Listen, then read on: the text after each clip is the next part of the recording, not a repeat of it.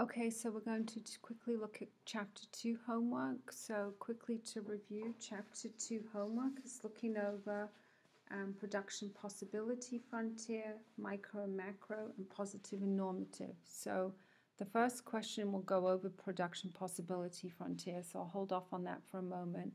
But quick reminders, remember microeconomics is looking at things on a small or individual decision-making level. Macroeconomics is looking at overall aggregate types of problems. Positive economics are statements that are either, we have evidence to support what we're saying. For example, you'll see one of the questions says when interest rates go down, meaning it costs less to get a loan, investment tends to go up. Well, there's truth to that because there's evidence supporting that. So positive are statements that have evidence to support what they're saying.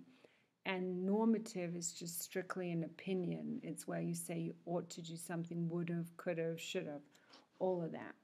So we'll quickly go through. So question 1, here we have the production possibility frontier for butter and guns. So quick reminder, when you're on the production possibility curve, including the extreme points, we're being efficient. It's just because of how we define it. So we're using all resources and technology when we're viewing the production possibility frontier with the curve. So C and D would be the case where you're being efficient because by definition you are using all your resources and technology. So with that in mind, B is kind of, look, if you drew this line across at B and D, we're getting the same number of guns, even though they don't have a number here. It would be the same number of guns, but notice at D we get this amount of butter way over here. At B it's way less butter. So B is a case where we're inside the PPC, so anything inside is inefficient because we're not using everything. And from an economic standpoint, that never makes any sense to be at that place. And then A is just simply the impossible. So I actually think you will be able to do this question. So we'll keep going. So question number 2, this is where you actually need to start kind of moving. There'll be questions throughout this whole homework where throughout section 1, 2, and 3 where you'll have to move.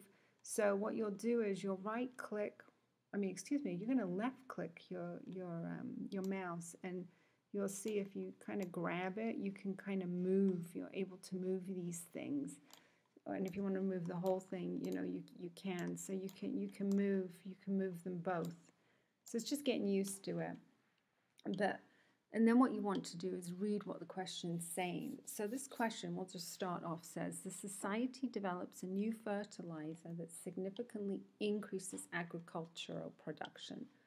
So remember, this is plotting agriculture and industrial, but the shift is specific to agriculture. So that means that it's going to impact this industry, not that one. So remember, 2 types of shifts in PPF. There's specific and then there's general. So you want to keep in mind which one that you're dealing with here. And we'll go on. This one I think you'll be able to do. That's just kind of practicing, what is micro, what is macro. So if any of the decisions are kind of on a specific market, so like the first one says the housing market, that's a specific kind of market, that's small, that's micro. Macro is going to be maybe overall, national, something national on a big scale. So I think you'll be able to do that. And then the last one is where you're taking into account the positive and the normative. So I think that one will be okay too. So not too much help on this homework, but I don't think you'll need it.